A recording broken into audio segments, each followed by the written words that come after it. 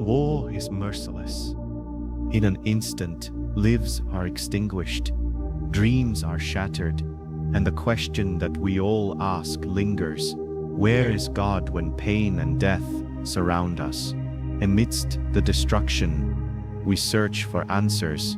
When we face human suffering, we encounter one of the oldest and most difficult questions humanity has ever asked. Why does God allow us to suffer? This question echoes across the world, but it is especially poignant in regions devastated by war. Gaza, Israel, Syria, Ukraine. In all of these places, war has left deep scars. People who once lived peaceful lives now struggle to survive in a sea of destruction and despair. But even amidst this despair, people search for answers in their faith.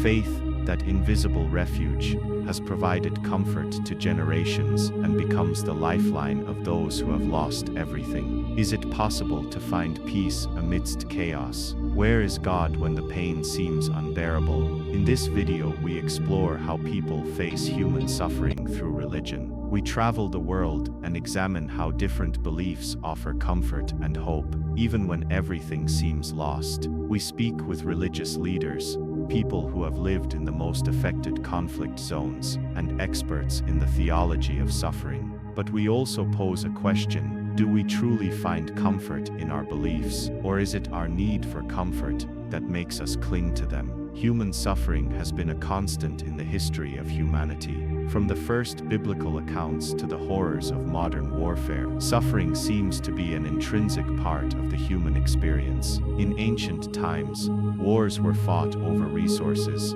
power, and territory.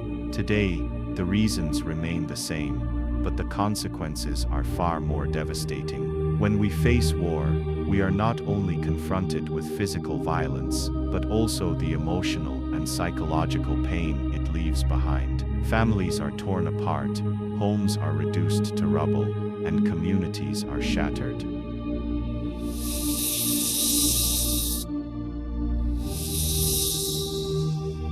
Why now? Take, for example, the Israeli-Palestinian conflict. More than 70 years of war have claimed thousands of lives and displaced millions. Stories of orphaned children, parents losing their children, and entire communities disappearing are tragically common. War not only destroys lives, but it also destroys hope. But even in the midst of it all, people continue to seek answers. Through the sacred scriptures, many people try to find solace. In the Bible, suffering is presented in many ways, but it is never shown as meaningless. God allows his people to suffer, but always with the promise of redemption. In the Quran, suffering is seen as a test, an opportunity to purify the soul and draw closer to God. This theological view of suffering offers a perspective that is often difficult to understand. How can a supreme being, who is loving and merciful,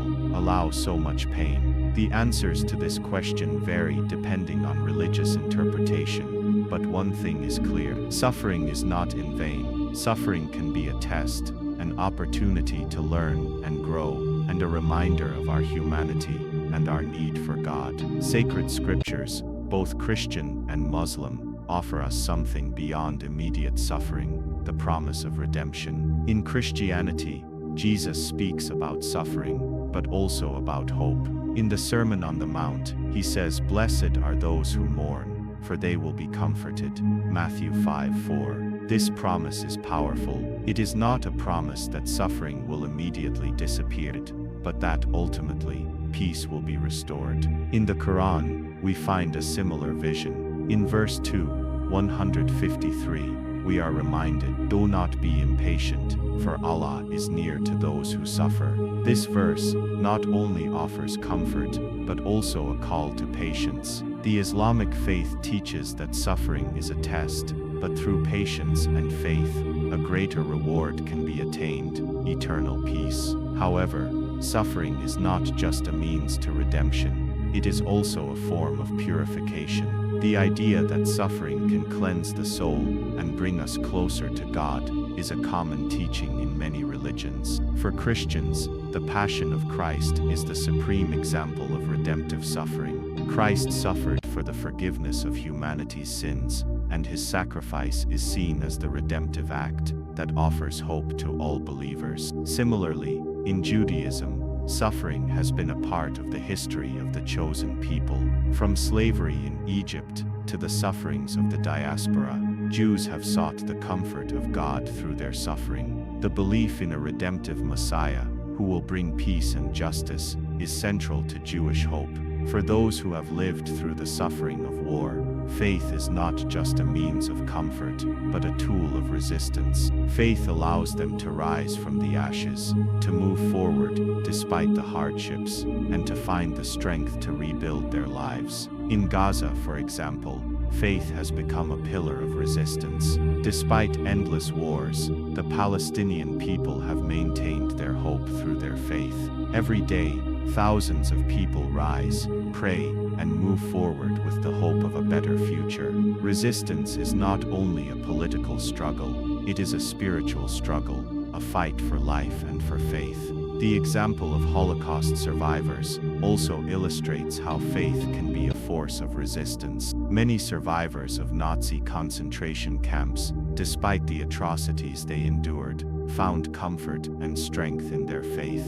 Faith in God allowed them to overcome horror and, despite everything, move forward. Today, many Palestinians, Israelis, and people of all religions in conflict zones find comfort in their faith, using prayer and spirituality as forms of resistance. Faith becomes a way to resist not just physical suffering, but the emotional and psychological suffering that war imposes. Though suffering may seem endless, religions remind us that peace is a divine promise. The Bible promises that one day peace will be restored, when the lion will lie down with the lamb. Isaiah 11:6. This passage speaks of a future of peace, where violence and suffering will be things of the past. While this future may seem distant, it remains a promise that is still relevant today.